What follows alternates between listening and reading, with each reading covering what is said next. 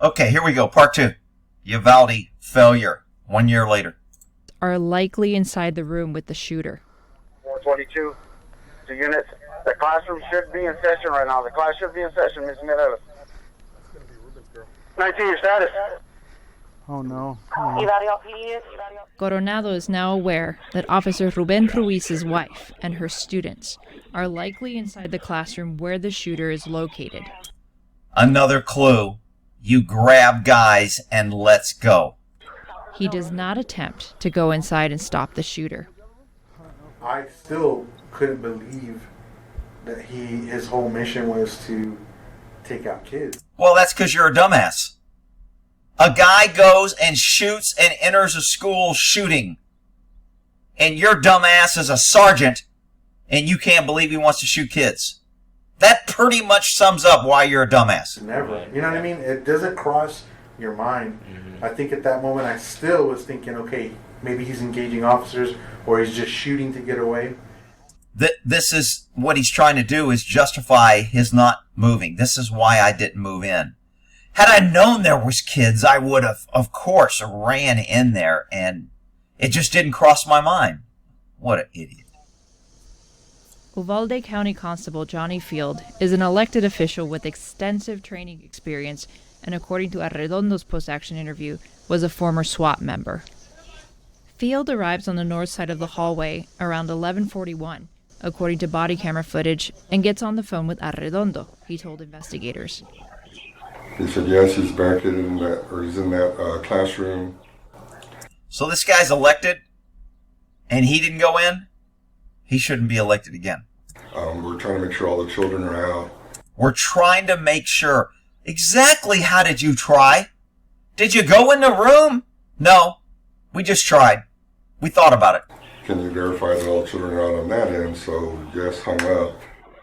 Waiting to clear students from the classroom surrounding 111 and 112 was one of the reasons officers gave for not engaging the shooter immediately. But Avila and her students aren't evacuated from her classroom for over 40 minutes. This is the one that got shot for 40 minutes. They left her in the classroom. They never cleared. They stood around the hallway worrying about officer safety. The blue line matters. Blue lives. Back the blue.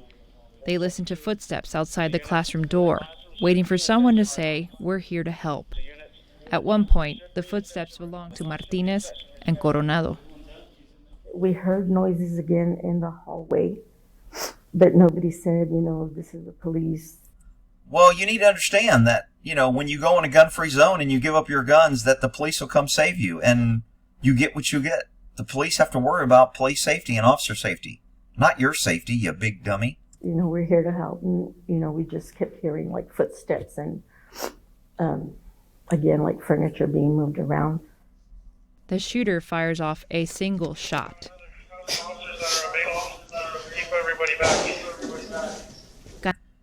Even if he's barricaded, if he's shooting, he's endangering life. He's in a school. Entry was required from the jump street on this. Any cop who's telling you the truth, and I've been through training and I've done this shit, so don't come here and tell me I'm talking, I should put on a uniform. Do your research, dumbass. Okay, I'm telling you, any cop who's being truthful, these cops were cowards, and they should have went in long before they did, and immediately once they arrived. And every second after that, they should have went in. Canales, Martinez, and Field are inside and within earshot of the round. They do not make any attempt to engage the shooter. Crossfire! Oh, somebody's going to yell, crossfire, crossfire. We don't want to shoot each other. Officer safety. Let's just stand outside till he kills all the kids, and then when he comes out, we can all shoot him and be heroes. Freaking sickening. 11 minutes have passed since the gunman entered the school. At least 10 officers are in the hallways, and more than 5 law enforcement agencies are on scene, according to the Post count using available footage. I bet you there was more than that. 4 minutes later, inside room 109, Avila makes one last plea for help. My last text was to my principal, and she said, I know help is on the way. Help is on the way. That's always nice when somebody's in safety and you're in there bleeding and shot, and they tell you help's on the way. And you hear cops wandering around in the hallway. Perfect. And then I texted her back, help. Coronado is 50 feet away from Avila. Martinez, Field, and Canales are down the hall. It just kills me that nobody even stuck a head in these rooms to check or evacuate. I mean, it's just mind-boggling, the incompetence of every officer on scene. Away. Coronado dissuades officers from engaging with the shooter. Let me see if I can talk to him or what? No. You don't want to talk to him? He's not talking. He's shot like 40, 50 rounds. He's not talking. What do you mean he's not talking? Has anybody asked him or open or say we're coming in? Why do you want to talk to him? He's shooting kids. Kick the door, get through the fatal funnel as fast as you can, dominate the room, do a hard, hot entry, a dynamic entry with as many cops as you can rushing that door, and everybody put rounds on the target. It's not that freaking hard. Rounds at least. Everybody was like, let's go, let's keep going forward. I'm like, hey, get the fuck back, dude. Like, what are you doing? Like, yeah, because I got to protect you because I'm smart. I'm a sergeant. I'm going to take care of the officers because I'm a sergeant. And I don't want you to get shot. I mean, I'm in charge. I'm a sergeant. They were out there just putting their lives at risk for these stupid children who were trapped unarmed. This guy is really appalling. Like you're going to get shot and then we're going to have to drag your, we're going to have to worry about you. It's us. Yeah, because we're not going to worry about the kids and the teachers bleeding now. The arrogance is just amazing. At 11:49, Field is heard denying there is active shooting taking place, despite being in earshot of the gunfire a few minutes prior. Dude, we gotta get in here, man. There's no active shooting. Someone can be hurt. But... There's no active shooting standby. Notice the calmness and the coolness and the I'm in control because I'm at a point of safety and I got a gun. Forget the kids and the teachers bleeding and dying. Just outrageous failure. I remember at one point asking Eddie, because I know he's in charge of the SWAT team in Uvalde, do you have a stack that's strings together that's ready to go in if needed? Mm-hmm. In case. If that's ready to go in, if needed, in case. Hey, Dr. Dumbass, it's needed. There's an active shooter in there shooting and killing kids. What a freaking loser. Shots started getting fired again. Do you have a stack that hangs together that can make a approach or no? No answer from Canales is heard in the body camera footage. The Uvalde SWAT team does not end up breaching the classroom. At 11:56, Ruben Ruiz, the officer whose wife is in room 112, and remember, these guys with guns will keep you safe. You should give up your guns. Government will always keep you safe. Enters the hallway and tells Field his wife is shot. Ruben, she said she's shot, Johnny. I can't believe this guy. There ain't enough cops here to hold me back if my wife was in there shot. You need to get your damn hands off me. I'm going in. This guy turns around and walks away.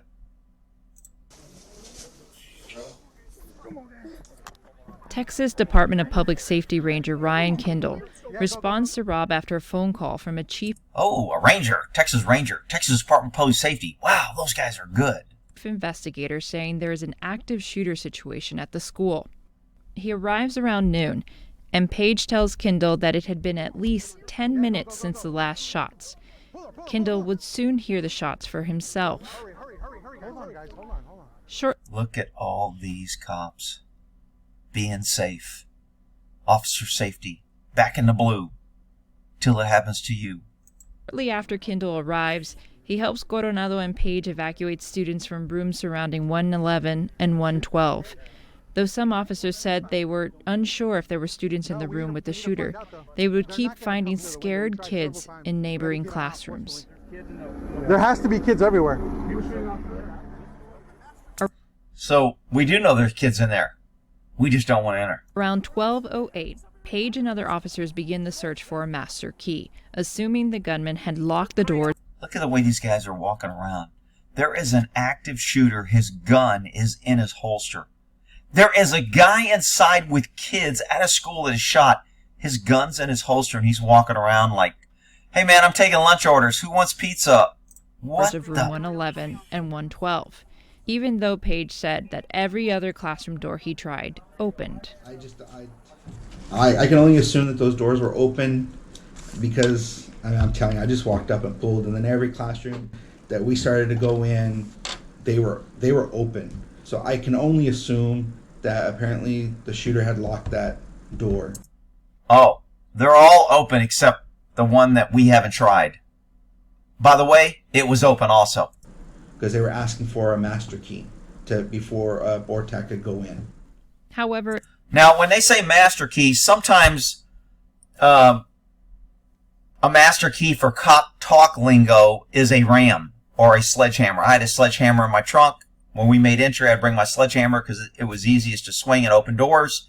I had knock knock on one side. Some of them had master key on the front of a ram. So when he says master key, I don't know if they're talking about we're waiting for an actual key or they want a ram. Investigators now believe that the doors may not have been locked. Officers would spend over 40 minutes looking for a key that was likely not needed. Door wasn't locked. They didn't even need a key. Nobody tried the door. All this training and government equipment, and we are always told they need more money for more training. All this experience and training. Nobody checked the door to see if it was locked. Yeah, give up your guns because these guys will keep you safe. Kindle meets with officers on scene and makes arrangements outside. Nice pink shirt, dude. You might need a bigger vest. Would you buy that when you were in high school? The school. But I kind of told them somebody needs to take charge of what's going on outside and start, like I said, organizing the response that was coming from outside. Wow, Texas Ranger told him somebody needs to do something. Yeah, somebody did. And then somebody else told somebody else needed to. And then they said they did it. And I thought he did it. And I thought them was going to do it. And, wow, those Texas Rangers, good job.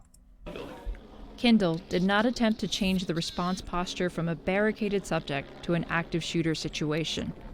Based on everybody's actions that I observed that was going on out there and how they were treating the threat or treating the situation, it was a barricaded person, and that's what I perceived it to be.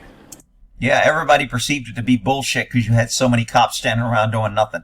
So we'll just all come to the same conclusion that there must not be a threat because everyone here is a dumbass. He was served preliminary termination papers in January.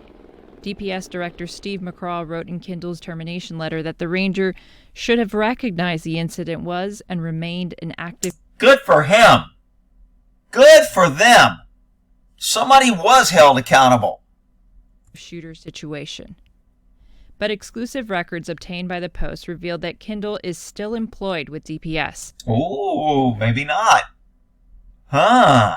An agency spokesman said he is currently suspended with pay 4 months after receiving his dismissal letter until he is given a chance to meet with 4 months with pay not working.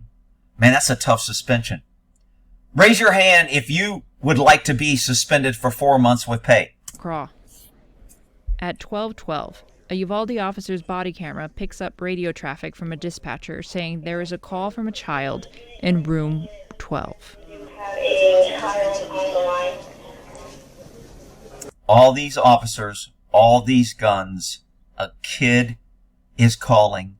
Any confusion that we didn't know there were kids and it's just a barricaded suspect is gone and diminished. That excuse is bullshit, and that dog don't hunt. And anybody that believes it and doesn't think that these cops are just coward and incompetent, well, then you can be a dummy. Hey, what was that? Field and Canales can be seen in the body camera.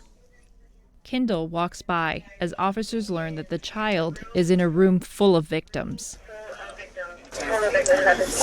Not one set of balls. And every one of these guys are drinking Bud Light, and freaking not one of them can walk in and say, there's a kid calling for help in a room. I'm going in. Get out of my way. What a bunch of pussies. Full of victims. Child called 911 saying the room's full of victims. Children were risking their lives, calling the cops several times, wondering why they don't go in, giving them the room number, knowing that if they do get that phone and make that call, there's a chance that they could get shot, knowing that. And they did it. And the cops still didn't go in. You know what? You're going to be voting for bullshit, gun safety, gun-free zones, and all the other. You're going to be back in the blue and thinking that law enforcement is the answer and government will save you. You know what? I got no pity for this guy. Because I don't even know him, but I know most parents, and they always want to go along with this safety bullshit that ends up getting their kids killed. And it's just a complete disgrace. I feel all those people should turn in their badges. You're right. They should, but they won't. Why should they? They're getting paid 4 months when they're suspended. Paul Guerrero, acting commander for BORTAC, an elite tactical arm of the U.S. Border Patrol. Oh, an elite tactical arm of the border. Elite? Wow, those guys are good. Who will eventually lead the breach into rooms 111 and 112, enters the school building a minute later. He said in a post-action interview that he was told to respond to a barricaded subject situation. When I walked in and saw all those officers there, officers, agents of every law enforcement, they advised me that the door was locked. As soon as it closes, it's locked from the inside, and you got to have a key or someone from the inside to open it. Guerrero tells investigators that he did not check the doors to see if they're locked. He also learns early on that they're... Well, if he's such an elite unit, he's not that freaking elite. Because we didn't take anything for granted when we showed up on a scene when I worked SWAT. We verified and did our own research. We corroborated our own evidence, and we knew what we were going into. We damn sure aren't taking the word of someone else that we don't know who said what. That's bullshit. But he's an elite team leader, so they didn't bother checking the door because he trusted his blue line brothers back to blue. There are victims in the classroom. There's victims in the room with him. A child on the phone, multiple victims. A child just called that they have victims in there. Call 911.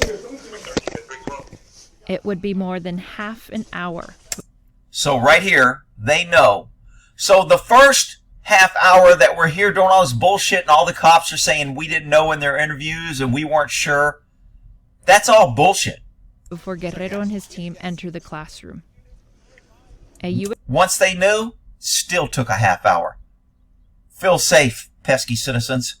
Give up your guns. Send your kids to a gun-free zone. Make more gun-free zones. Take guns from good people. That'll keep you safe. Yeah, right. U.S. Marshal brings a rifle shield into the hallway. According to the Texas House Investigative Report, this is the first rifle-rated shield brought inside. Just as the Marshal walks inside, the shooter fires off his last rounds before the breach.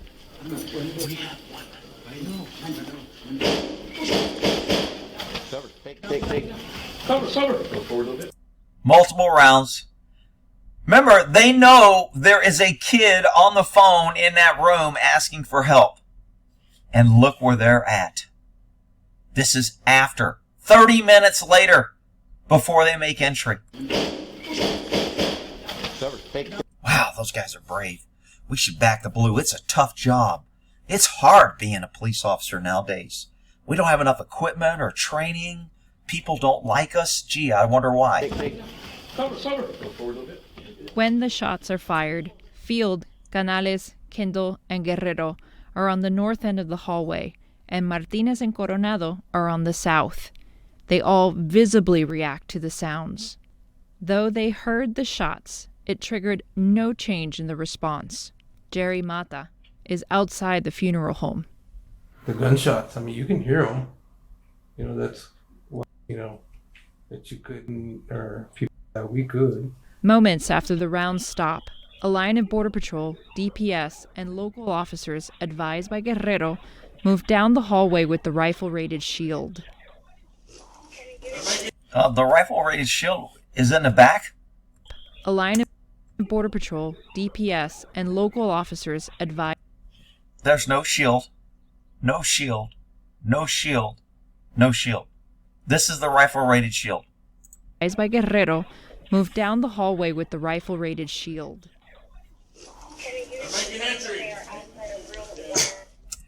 Well, let's yell it so the guy knows inside we're making entry.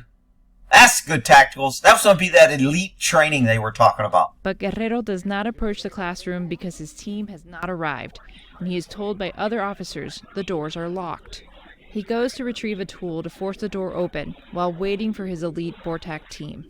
While waiting for his elite team. Ooh. 49 minutes have passed since the gunman entered the school. At least 30 officers are in the hallway, and more than 8 law enforcement agencies are on scene. Unfreaking believable. According to the post count, using available footage. While Guerrero searches for a breaching tool, Reyes listens to officers trying to repeatedly make contact with the shooter. I could hear them again. Sir, if you can hear me, please put your firearm down, sir. We don't want anybody else hurt. I'm not calling a motherfucker who entered... Sorry, didn't want to say that word. I'm not calling some dude sir that's in there shooting unarmed kids and children. It's, hey, asshole, we're coming in and we're going to kill you if I'm talking to him at all. They should have entered long ago and not said a damn word and just bomb rushed the door and went in and took this guy out. And I thought, okay, for sure they're going to come in this time. They're going to come save us. They never came. Come save us. You still believe government's going to come save you?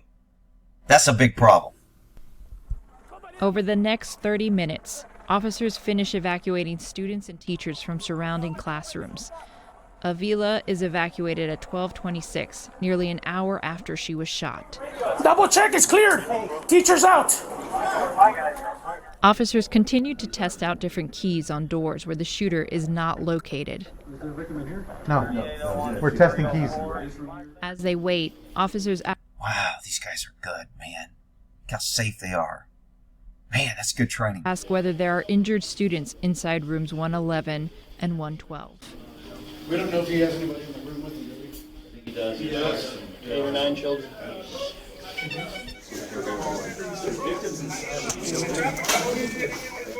Guerrero tries the breaching tool and decides it would take too long, exposing officers to gunfire, he wrote in a statement.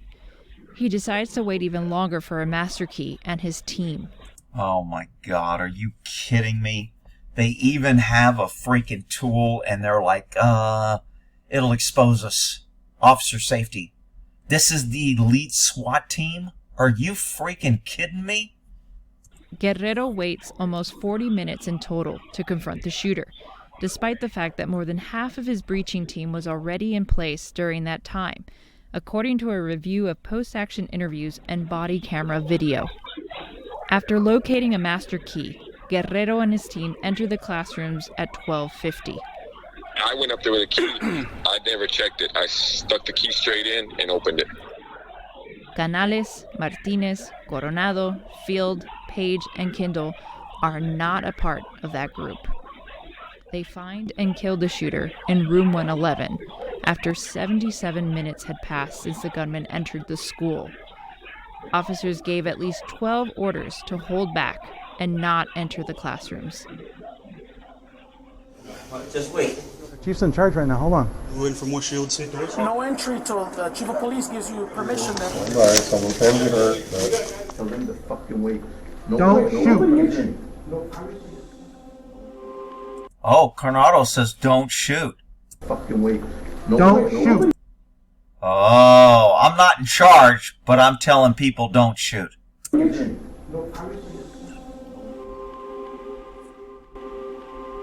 Guerrero. Valor from Homeland Security for what he did? Really? An award for valor? Jesus Christ.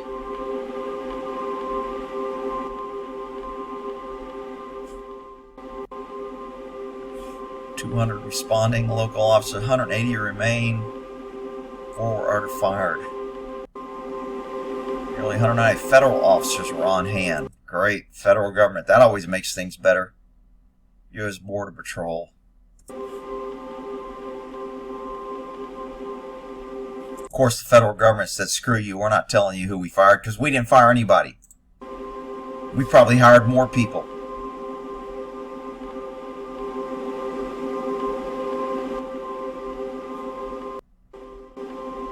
This was just a complete failure on so many levels. All right, I'll add this to the playlist. I covered this from the day it happened and was making videos as we got new information. So there's a lot of history on the press releases, how they changed their story, how at first they were telling us all the cops were heroes and they did a great job. And then as more information was leaked out, they slowly backed it down and said there were some errors. And now it's just come out that it was a total, complete, and utter failure.